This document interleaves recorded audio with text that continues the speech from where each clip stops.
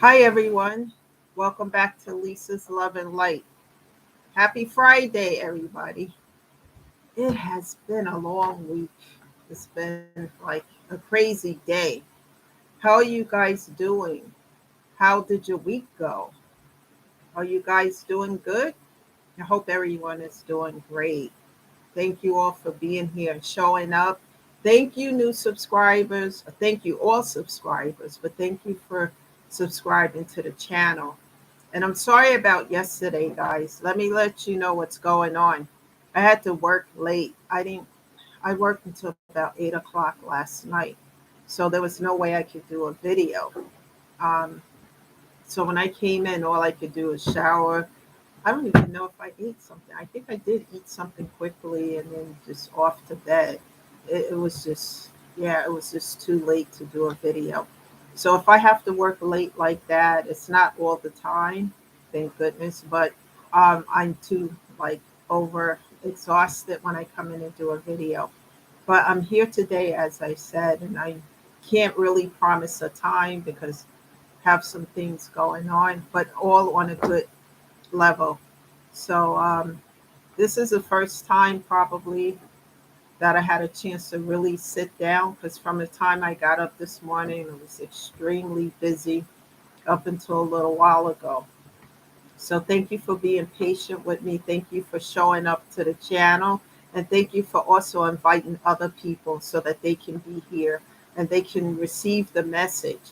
And guys, take whatever resonates with you because what I'm doing is using my personal experiences about different little things that happened to me throughout the years. It goes way back. And then I talk about it and I talk about as I got on this healing journey the creative ways I found to get through it because all of these things affect you in a negative, when you're dealing with trauma, pain, grief, etc. you know so this is a no judgment zone. We're here to uplift people. There's a lot of that stuff in the world today, hate and everything else, but we're here to help and to uplift. So with that being said, let me tell you, earlier today, guys, I was at Walmart not too long ago before my day ended and didn't want to go there, but I had to do some shopping. One of the things that when I got there, because I had the AC on in my car, like really with these hot flashes. And I don't know how many of you women are dealing with that, but I take estrogen because it controls it because I was having a hard time sleeping at night with the hot flashes, etc.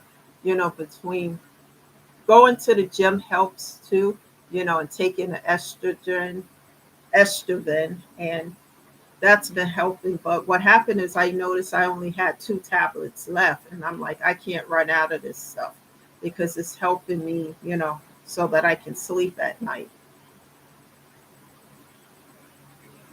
So when I went there, I didn't know exactly where to find it. So I went over to the pharmacy, and the woman there, older woman there too, she was, I said to her, I whispered, I need to find the estrogen. She felt so sorry for me because when I went over to her, I was sweating like crazy. She came from behind the counter and went and showed me where it was. And she said, "Don't say anything else. I understand." And then I followed her and found it. They had only 2 boxes left, so women are using it. It was only 2 left, and I said, "Oh yeah, I got to get this." Because I can't run out of it. It just, I don't know what it is with it, like just overheated or whatever. But the thing about that is that my mom didn't really suffer from that. The hot flashes. She had migraines and stuff, which I don't have. But anyway, whatever works, right, guys? So okay, let's get into this topic of discussion today. The topic, the title is Never Allow Anyone to Create a Negative Narrative into Your Life. Once again, never allow anyone to create a negative narrative into your life. We're going to talk about that because when you get on this journey to heal and you start to feel good, do better, see things from a different perspective, and start embracing new beginnings and enjoying the life that you have instead of just existing. When you start doing that, people start from the past start to feel some kind of way, especially if they were toxic and abusive towards you and you decide to cut them off and you meant it and you padlock and close that door. For me, I cut off, block, and delete, after I first set boundaries, because that's important to set boundaries when you're on this healing journey. But when people started to hop, jump across those boundaries, then I started to cut off, block, and delete, because nothing is going to interfere with my healing and my peace. And when it happens like that and people are determined they're going to be in your energy, in your space, I go into meditation and prayer with God and I transmute that energy to Him so that I can stay focused on my path of healing and to help other people do the same. And I use a metaphor to describe that. It's like, I wish I could have an artist draw a picture for me, because the picture stays with you more so. Like, of a man or woman with a ton of bricks trying to climb a hill. And it's almost unbearable to try to climb that hill with a ton of bricks on your back. And once you throw those bricks off, you can climb that hill with, lightly. And that's how I describe when someone is trying to bring toxicity to your life. Now you already left that behind and you made a vow. And I made a vow to God that if He continued to help me when I was down and out and down for the count and people thought I wasn't getting up or whatever, but God was there. And I made one of the vows, besides to help other people using my examples and how I got through it. One of the other vows that I made is that I was going to leave the toxicity behind. Where it was, leave it there, cut off, block, and delete. First, I was going to set boundaries. And this is what I, said with God, said to God, and if those boundaries were disrespected, then I'm cutting off, blocking, and deleting. Because how can I heal these things if I'm still opening the door to toxicity and letting it in? How can I embrace new beginnings when I already have a door of toxicity open? How can I receive the good and the new beginnings if I still have the door to toxicity open? That's impossible. So one of those doors have to be closed and padlocked and left behind. And I chose myself. Out of everything that I've gone through, being subservient to people, putting their needs before mine, getting involved with what they got going on to help them and forgetting about and neglecting myself, what I learned as I got on this journey to heal and I faced those fears and everything there, I learned to put me first. And people wasn't expecting that. They were expecting me to be, like their servant or whatever. And I always talk about in these prior videos, take back your power, because I was handing over my power to people, to toxicity, you know? And it's like a vampire in these movies. The vampire cannot come into your house unless you invite it in. Toxicity cannot come into your life unless you allow it and invite it in. And that's what I had to learn. Stop saying, I had to learn to say no. I had a hard time saying no. Oh, if somebody's not going to like me or whatever, that stuff didn't matter. But back then it did to me, because my self-esteem was low and I had to learn to build that up, to heal certain traumas and situations in my life, and then learn to take care of myself into self-love. We all supposed to self-love ourselves, especially, to take care of our physical and mental health. And when you're healing and you're trying to heal from trauma and pain and grief and a lot of traumatic experiences, opening the door to toxicity is going to slow down and delay your healing process. And I had to,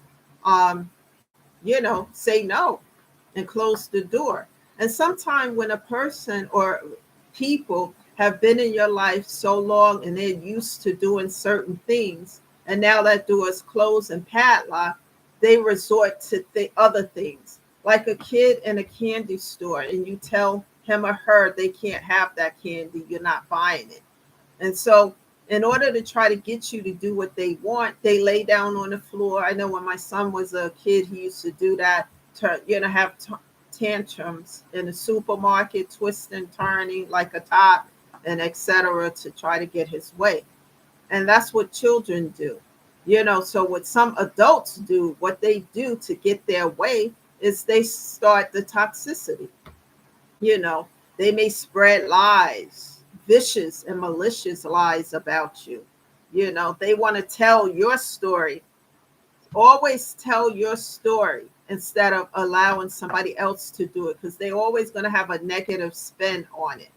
you know. And basically, what I find in my case is that a lot of people with the lies, and vicious and malicious lies that have been told on me, that's their own story. So they're trying to make my narrative their own story. And that's not who I am. Some of the stuff I heard, guys, I would never do, I've never done in my life.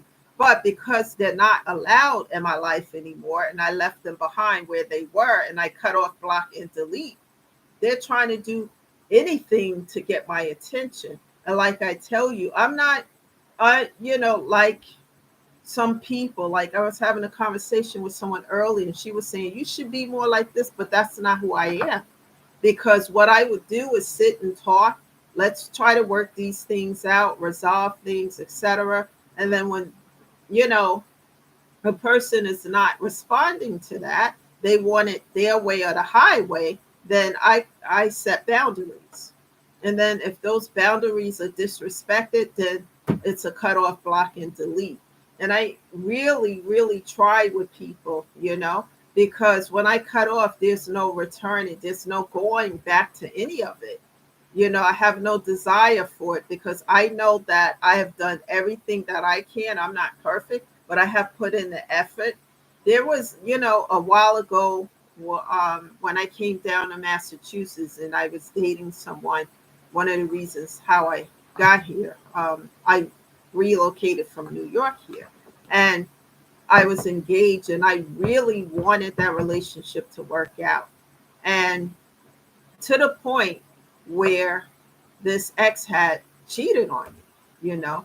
And I even resorted to say, listen, let's go to therapy, couples therapy, to see how we can fix this. And when this ex agreed, yes, okay. And then I made the appointment for couples therapy, etc. And I was like, let's see where this go. I don't know where it's going to take us, but let me see, because I really wanted to work hard to make this work. But, it takes two. And after I did that, a few days later, not even a conversation, nothing, an email, not actually an email, a Facebook message that said, I need to be alone. I don't want to be in this relationship anymore. And we were actually engaged, and it was like, what? No, I think I need to be alone for a while. And so what was left in my house, I put it on the side for the garbage people. And I was so upset because I had tried and did everything, to try to make this work. And one day I was driving, and the engagement ring I had, I swear, guys, I was driving. I just opened up the window and tossed it. Tossed it. I'm like, and when I did that, at that particular moment, I know I was done. There was no going back. There was no nothing. And sure enough, about 5.5 or 6 months later, the ex called me, and I had time to think, and I really love you and want this, blah, blah. No, we're done. I'm done, because you already took that mask off and showed me what you want. It's 5.5, 6 months later, and no, I'm not interested. And so, it quickly, because this ex is a narcissist, turned into this toxicity. And back then I was so angry about what was happening, because I had uprooted my life from New York and came here, and, you know, didn't expect the game playing, doing this and that, just being a cheater. And I'm thinking, okay, we can fix this through therapy. No, you can't. You can bring the horse to the water, but you can't make it drink. If a person doesn't have a desire to change for the better, then it doesn't matter what you do. You're not going to get that person to change for the better. You know, if it's walking like a duck, if it's looking like a duck, if it's quacking like a duck, it's a duck. Don't call it a dog or a rabbit or anything else. See it for what it is. And that's what I wasn't doing.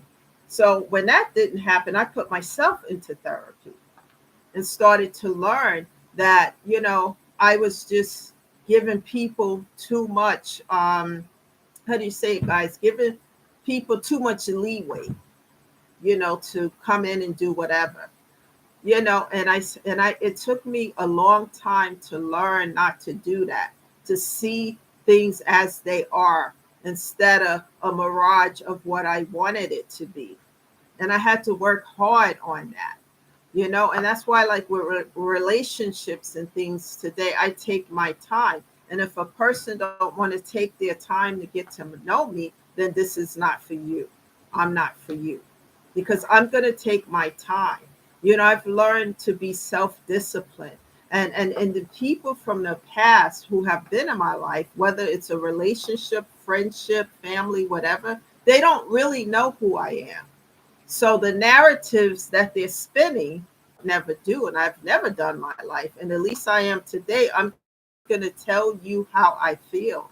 It doesn't have to come out brutal or anything like that, but I'm just going to say how I feel. I had a situation that occurred about a month ago, and it took everything within my power to talk about it and to say how I felt.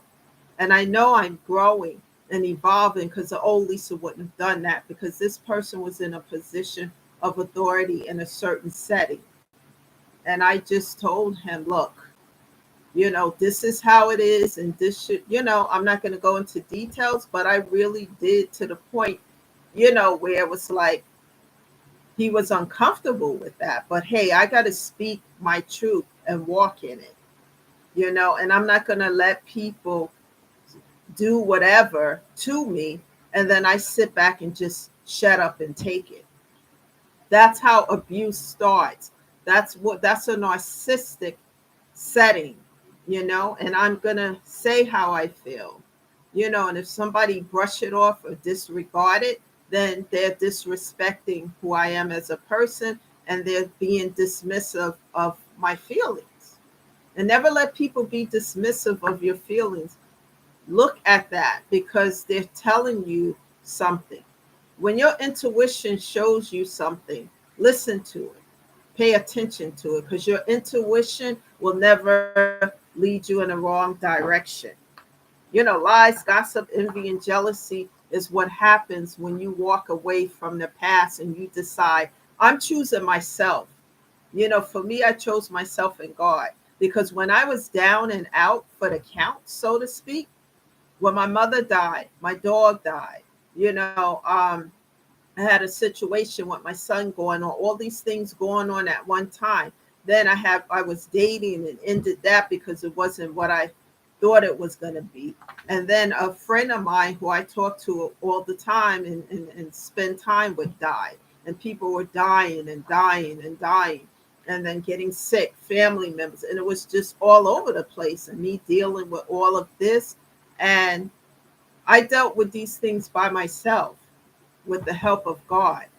When I was crying and needed someone to talk to, just to listen, because people, we can't bring these people back. We can't do anything, but just to have somebody to listen and be there. And it really shocked me. God really sat me down to see these people didn't care, because whenever they would have these issues, I would be up at night talking to them and praying and supporting them. And I had to get up early in the morning and go to work. But, I would be supportive. But when it was my turn, there was nobody supportive. They showed me who they were behind the mask. I was crying when I got the phone call that my mother had passed away. Guys, I got sick and had to go to the hospital the same night I received the message that she had passed away. There was nobody there for me. I had a neighbor who took me to the hospital, which was good because I was a mess. And then there was nobody there to say, "Hey, Lisa, are you okay? I know we can't do anything about this, but I can support you some way by listening, hearing, none of that." They were nowhere to be found. When I was crying, when I didn't feel well, when I was in a corner in a balled up in a fetal position because of grief and triggered grief moments because my mom was no longer there, my dog and everything around me that meant so much was gone. There was nobody there to lift me up but God. I had went into a place of depression that I had never been in before. And these people who would supposedly be in my life and I got your back, they were nowhere to be found. So as I got myself up, it took everything within me to look at myself and to see that, the place that I had come to. And God was there to lift me up. That's why I always talk about God, people, because as I took steps, God took steps on my behalf. And the first place that I started was therapy because I know I needed it. I needed, and because this wasn't something that I could just bounce back from. And it was from the support of God. And it was the hardest thing and the most difficult darkness and thing in my life. And the people who were supposed to be there were nowhere to be found. So when I got myself together and when I build myself up, I chose me and closed those doors to the past, padlocked them. First, I set the boundaries. And over again, those boundaries were disrespected. So it showed me what was behind the mask, the toxicity, the disrespect, and then when the lies and gossip and stuff was, happening, and these people were spinning a negative narrative on me to gain clout. Can you believe that? Just lies and maliciousness to gain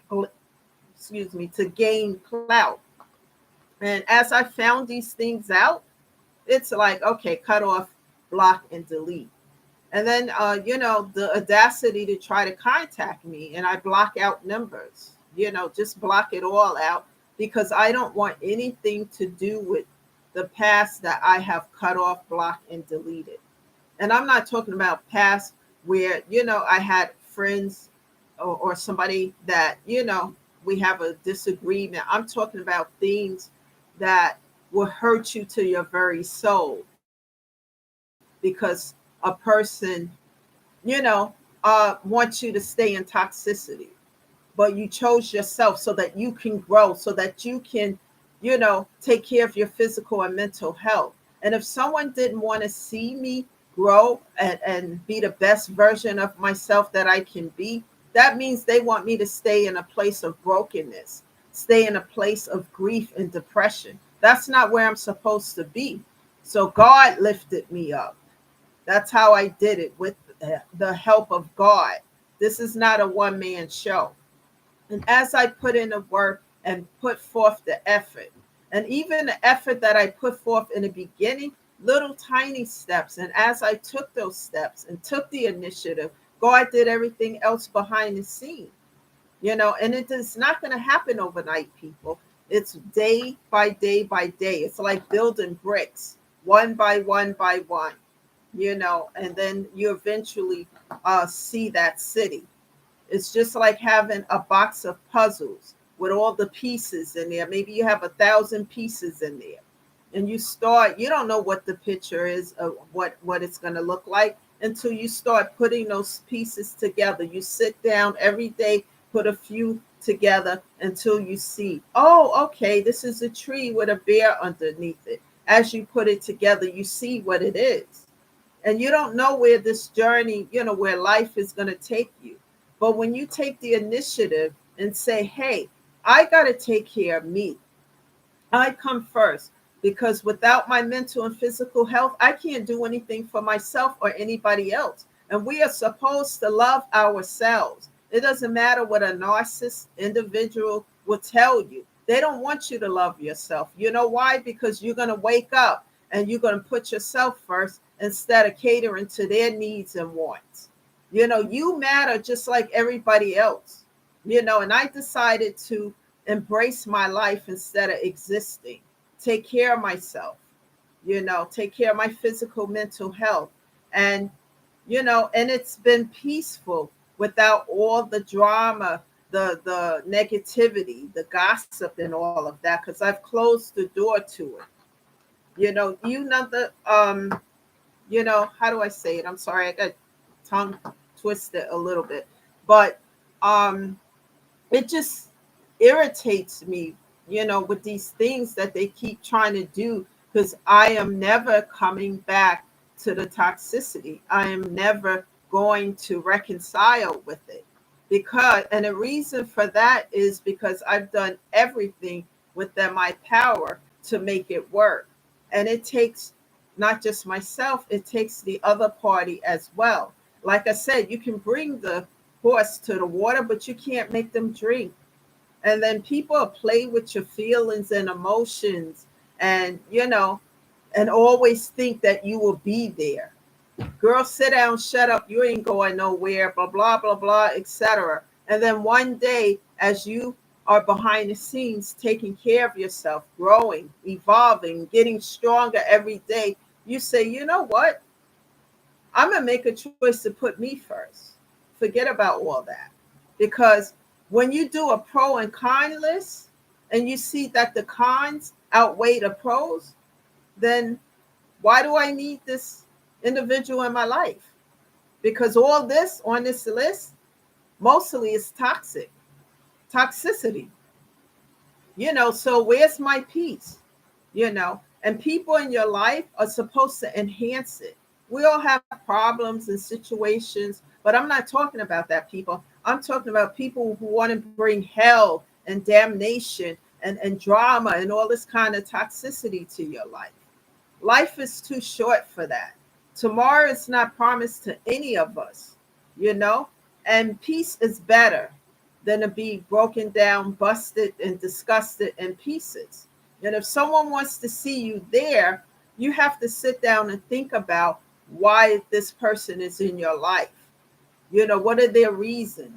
And in my case, people wanted to be taken care of, family wise, some family members, as well as exes. I'm not taking care of anybody but myself. I chose me and I chose God. And if I have a significant other, it's going to be an equal give and take situation. It's not me taking care of somebody while they receiving and they're not contributing or giving anything to the relationship. I'm not going to do that. And no one's going to force me to do that. The old Lisa was too afraid to say no. The new Lisa closed the door. And when I get these little dumb emails or whatever, I read them, but my silence is the best medicine for this nonsense. And then after I read it, I block it. And people contacting you with fake accounts and saying this, saying that. I read those things, yeah, and then some of it I laugh at, and then I just block it, delete it, and that's the end of it. Because I know how do you say this? How when somebody's trying to get back in your energy and reconcile, because I've been through it so many times that I know what it looks like. That's what I'm trying to say. I know what this looks like. Have you guys ever been through some form of toxicity for so long that you know what it looks like? The mask is no longer on. The mask is hanging off because you've seen it so many times, you know what it is. That's the point where I am. And it's at the point where it's like, please, if those individuals would take the time to take all that energy that they're directing here to their own selves, their own life, they would be building themselves up, to be the best version of themselves that they can be. But they're wasting that energy over something that's never going to happen because I'm never going to reconcile with them. I'm going to continue on my path. I'm going to continue to take care of myself, show up on this channel to talk to other people. And when things get heavy, like those ton of bricks that I mentioned, then I'm going to go into prayer, meditate, and then I'm going to transmute those bricks to God. Because when a burden is too heavy, then that means you can't focus on yourself and taking care of yourself and everything else. So when I pray and ask God to take this off my shoulder, he does that. And I describe it as a metaphor with student loans. You know how you have a student loan after going to college and you're paying on student loan A? Then student loan A is now being sold to student loan B. So when you make payments, you're no longer paying student loan A. You have to pay the student loan B because it's been sold to them.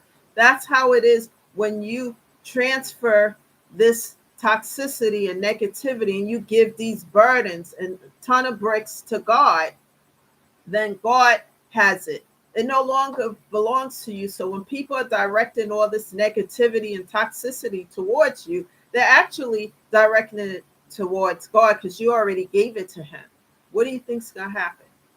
God is going to return it and send it right back to them. So I don't worry about these things like I do. I continue to stay on my path because I know padlock those doors. And so now, since I've done that, I can move forward to my new beginnings and open up that other door, because this door here from the past has been closed. Not only is it closed, it's padlocked. So it can't be opened. So now I'm moving forward to the new beginnings to open up that new door and to continue to focus on my physical and mental health and take care of myself. And people, make sure that you are taking care of yourself, meaning you're carving out time on a daily basis for yourself to do something good for yourself. That's another form of taking care of yourself. That's important, whether it's music, playing a piano, spending time with your pet, volunteering at your favorite charity, whatever it is, putting together a puzzle, whatever it is that brings you peace and joy on a daily basis. Take time out for that, regardless of how busy your schedule is. Even if you take a little time out for yourself on a daily basis, and then you start to feel better, you do better, and that is so important to do that. And never allow anyone to spin a negative narrative over your situation and to tell your own story, tell your own story. Better yet, what I do is that my silence speak volumes, because I don't have time to engage in that anymore because I already closed the door and padlocked it. New beginnings, and as you start to feel better and do better, then embrace new people in your life, people who really support you and have your back, and who's going to uplift you. Because there are times you're just not going to feel like doing things. You're not going to feel like, and if you have someone there who's encouraging you and cheering you on and have your back, those are the type of people you need to invite into your life, because they're going to be there for you during the good times as well as the not so good times. And that's so important. People, remember, always, think of it in these terms when it comes to all these problems and toxicity and challenges.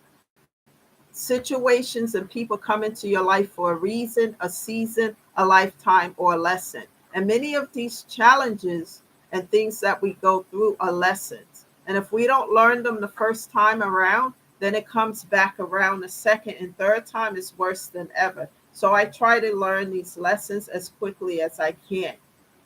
That is the message today, guys.